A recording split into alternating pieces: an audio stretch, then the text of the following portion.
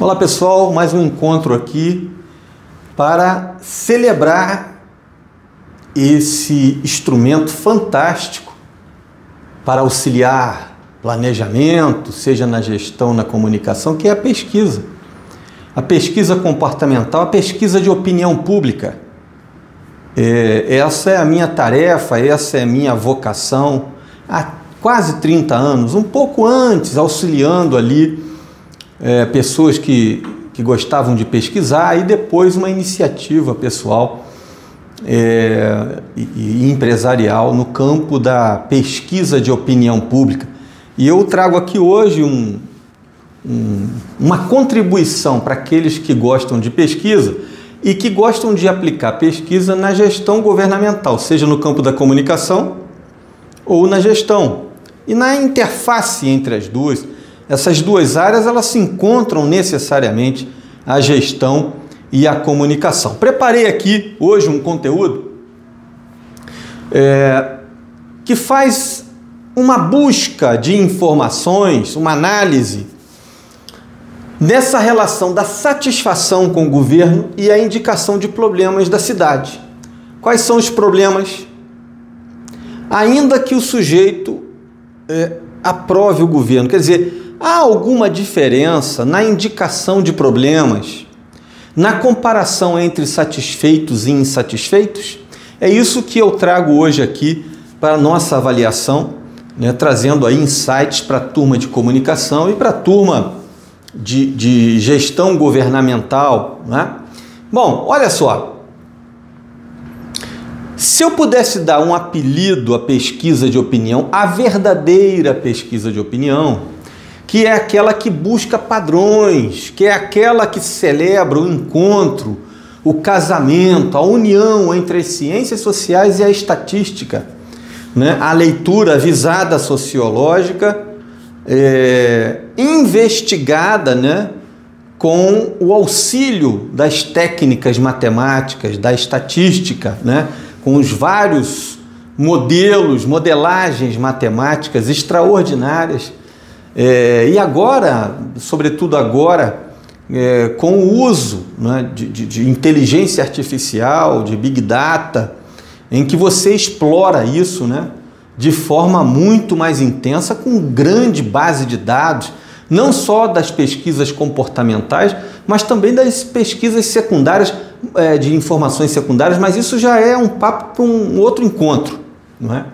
O que eu estou querendo trazer para vocês aqui é o seguinte: se eu tivesse que dar um apelido para a pesquisa de opinião verdadeira, busca de padrões comportamentais. É essa que usa os instrumentos científicos, porque senão fica só na exposição de números. Olha, tantos preferem A, tantos preferem B, e não entra na discussão sobre os porquês, sobretudo na conjugação entre métodos quantitativos e qualitativos. É busca de padrões, Bom, nós apuramos aí várias pesquisas que nós fizemos nos últimos 2 anos. Eu selecionei uma parte dessas pesquisas aí em 72 municípios, sobretudo os que estão aqui no eixo Rio-São Paulo, alguma coisa de Minas, alguma coisa do Paraná, mas concentrado aqui majoritariamente no eixo Rio e São Paulo.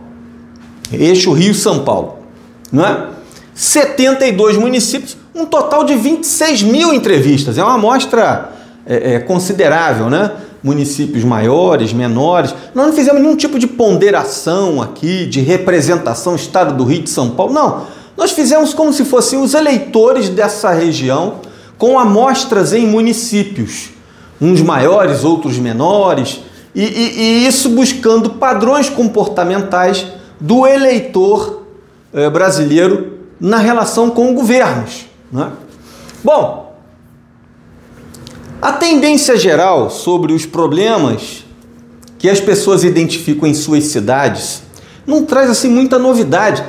A maior parte das pesquisas que é feita indica isso aqui. Olha, a maior parte das pessoas indica a saúde como prioridade, como problema principal do município que elas habitam, Aqui nessa apuração, 37,9% indicando a saúde como principal problema.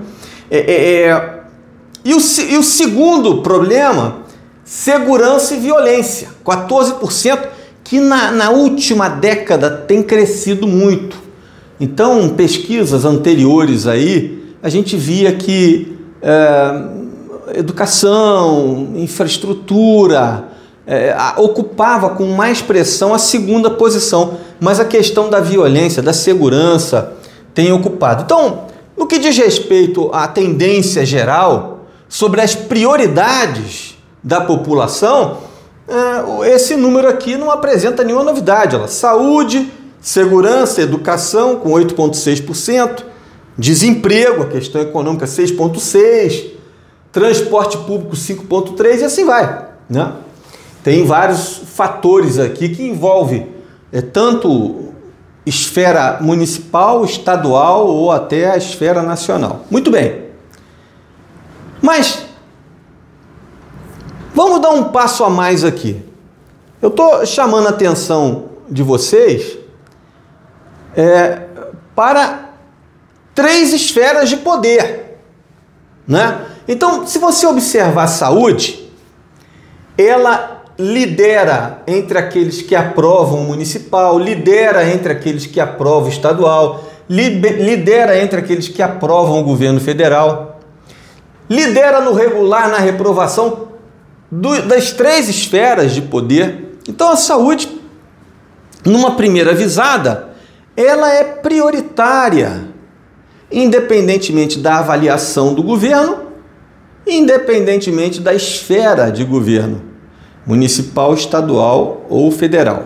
Bom, então, até aqui nada nos traz de novidade os números, né? A olho nu, não nos revela nada, né? Há uma diferença aqui, né? Entre aqueles que aprovam o municipal, 33% cita a saúde como prioridade. Já entre aqueles que reprovam o municipal, 46%. Ora, por que quem reprova apresenta como a saúde como prioridade, com mais força do que aqueles que aprovam, né?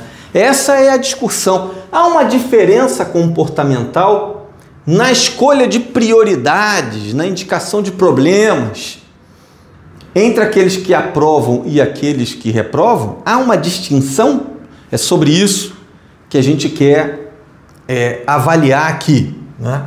Então, olha, o que eu trago aqui como instrumento, como ferramenta científica, que vem da análise multivariada da estatística, porque pesquisa sem esses instrumentos, ela fica muito descritiva, e nós precisamos dar alguns passos nessa direção para ter avaliações mais sofisticadas.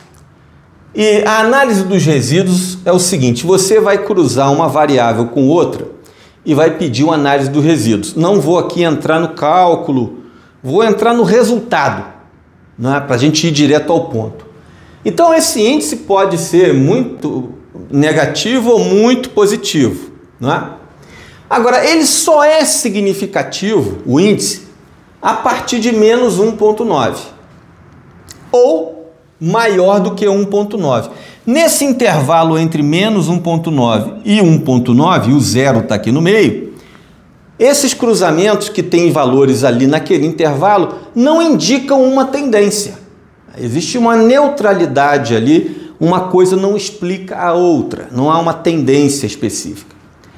Para os valores que estão abaixo de menos 1,9, o que eles indicam? Valores que indicam menor nível de resposta do que a média geral para um segmento. Então, se eu tenho lá, faço um cruzamento, fumantes e gênero, e entre os homens eu tenho um valor menor do que menos 1,9 na análise do resíduo, está indicando que os homens fumam menos do que a média geral, ou seja, na comparação com as mulheres.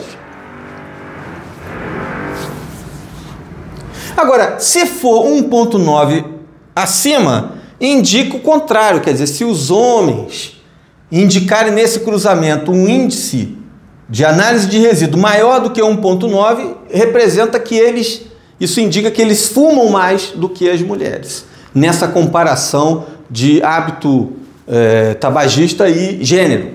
Bom, é essa análise que a gente vai trazer para a questão das esferas municipais e prioridades, indicação de problemas na cidade. Veja só, quando a gente olha na esfera municipal, olha a saúde, entre aqueles que aprovam menos 13, está bem abaixo de menos 1,9, bem abaixo. Bom, e entre aqueles que reprovam 15,6, ou seja, aqueles que reprovam indicam a saúde como prioridade muito forte. Aqueles que aprovam indicam menos. Nós vimos lá a comparação, 30 e pouco a 40 e pouco. Ou seja, há uma diferença comportamental na indicação de prioridades. Mas isso é óbvio, porque tudo bem, mas às vezes a gente retratar o óbvio é interessante. Porque tanto os estrategistas de comunicação quanto os gestores públicos almejam uma coisa comum: aumentar o índice de pessoas que aprovam. Nada melhor do que avaliar o comportamento de quem aprova. O que está nos dizendo aqui essa informação? Se quem aprova está indicando menos saúde, bem menos, está indicando menos educação, está indicando menos infraestrutura do que aqueles que reprovam, isso significa que esses três fatores se apresentam como indicativos da satisfação, como explicadores da satisfação. Então, tanto a comunicação quanto a gestão tem que ter um olhar especial para essas três áreas, porque na hora que o sujeito começa a aprovar o governo, ele cita menos essas áreas como prioridades, porque ele alcançou a satisfação ao observar que essas áreas não são tão prioritárias quanto a avaliação daqueles que reprovam o governo. Se você observar aqui na esfera estadual, semelhante, só que são outros três atributos. A educação segue a mesma linha do municipal. Aqui, no que diz respeito a prefeituras, educação fundamental, o ensino fundamental. Já na esfera estadual, o ensino médio, né? Mas você tem aqui na esfera estadual segurança e violência. E a questão da corrupção ou controle dela, né? Você vê que esses três aspectos na esfera estadual são centrais. E na federal, infraestrutura, economia e segurança, violência. Porque essa questão da segurança, tanto na estadual da federal, você tem aqui polícia militar, polícia civil, você tem a polícia federal aqui, tem as forças armadas, você tem vários fatores aí que envolvem a questão da segurança nesses dois. Embora não tenha aparecido aqui no municipal, com a guarda municipal, mas também está aqui. O que a gente está vendo aqui é o seguinte: esses três fatores têm que ter atenção porque eles explicam um comportamento do satisfeito. Muito bem.